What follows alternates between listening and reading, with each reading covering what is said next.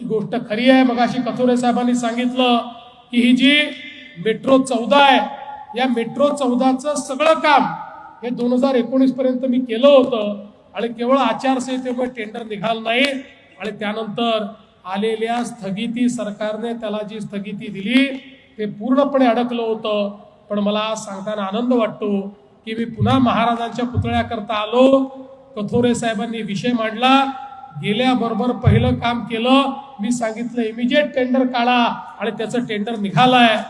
आता मी सांगितलं 18,000 कोटी रुपयाचं टेंडर आहे।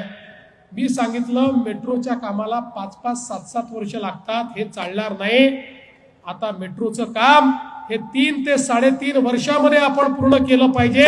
अशा पद्धतीनं मेट्रोचं नियोजन हे आपण या ठिकाणी करणार आहोत। आमचे रामभाऊ नेहमी मला म्हणत असतात की या ठिकाणी चिखलोलीला आपली जी मेट्रो 5 येते आहे ती पण बदलापूर पर्यंत आली पाहिजे। 1.5 किलोमीटरचा केवळ त्या ठिकाणी अंतर आहे। निश्चितपणे त्याही संदर्भातला निर्णय आपण घेऊ आणि मेट्रो 5 ही आपल्यापर्यंत कशी पोहोचवायची त्याचा प्रयत्न येत्या काळामध्ये आपण केल्याशिवाय राहणार नाही।